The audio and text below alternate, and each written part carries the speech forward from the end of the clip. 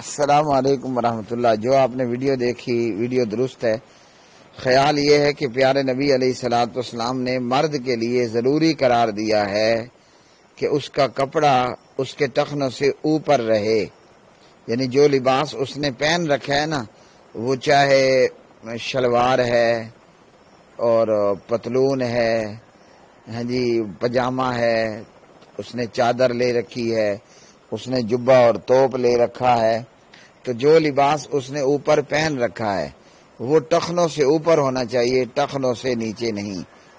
اور یہ نماز میں بھی اور نماز کے علاوہ میں بھی، ورنہ لا ينظر اللہ الی من جر ثوبہ خیلا، اللہ تعالیٰ ایسے بندے کی طرف نظر رحمت ہی نہیں کرے گا، وہ اللہ کی رحمت کی نظر سے محروم ہوگا۔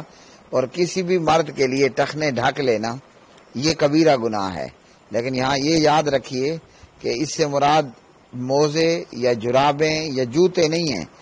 آپ کے مرد کے موزے ہیں، جوتے ہیں، جرابیں ہیں، بوٹ ہیں، شوز ہیں، وہ بھلے ٹخنوں سے اوپر جا رہے ہوں، کوئی حرج نہیں۔ اوپر جو لباس پہن رکھا ہے، کپڑا ہے، جو بھی چیز ہے، وہ آپ کے ٹخنوں کو کور نہ کرے۔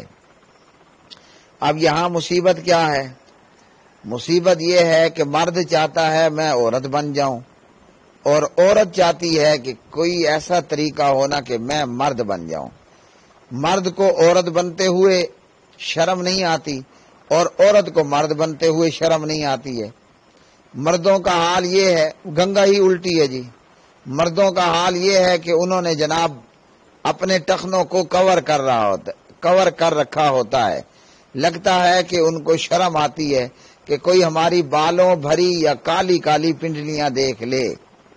اور عورت کا حال یہ ہے کہ جناب بغیر بالوں والی پنڈلی ہوگی، سفید چمکدار چمکیلی ہوگی، وہ ننگا کر کے رکھے ہوئے ہوگی، یعنی جسے چاہیے تھا اپنے آپ کو کور رکھے وہ اس نے اپنے آپ کو اوپن کر لیا، اور جس کو چاہیے تھا اپنے آپ کو اوپن رکھتا اس نے اپنے آپ کو کور کر لیا ہے۔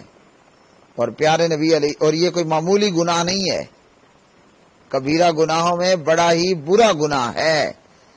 وہ مرد ان پر لعنت ہے جو عورتوں کی نقل کریں، اور وہ عورتیں ان پر لعنت ہے جو مردوں کی نقل کریں۔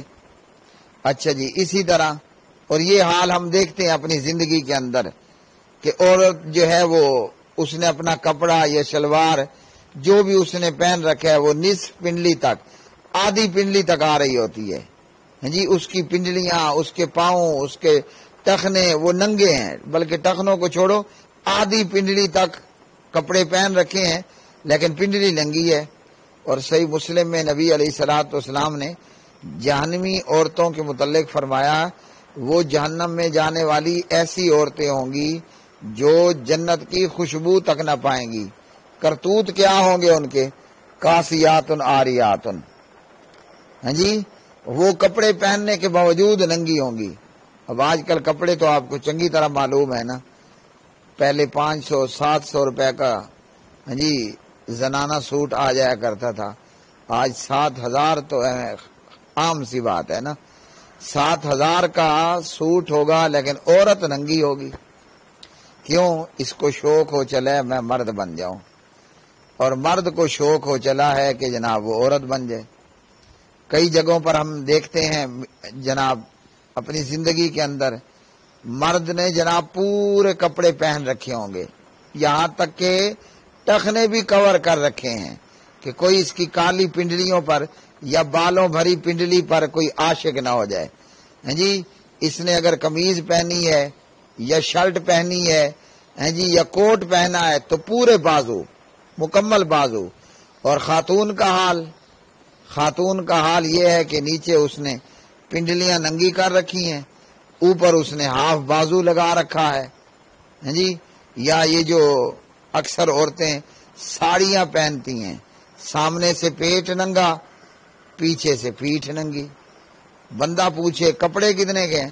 جی ساڑی لی ہے کوئی 10,000 کی، لیکن وہ سطر چھپانے کا کام نہیں دے رہی۔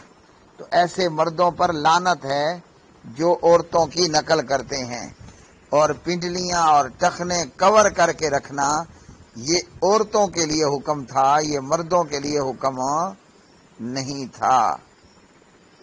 لیکن ہمارے ہاں مصیبت یہ ہے کہ اگر کوئی مرد اپنے ٹخنے اوپن کر لے اور اپنی شلوار، چادر، کپڑا وغیرہ یا پتلون وغیرہ وہ نصف پنڈلی تک رکھے تو لوگ ایسی نظروں سے دیکھتے ہیں جیسے یہ کوئی دیہاتی اور پینڈو آیا ہوا ہے۔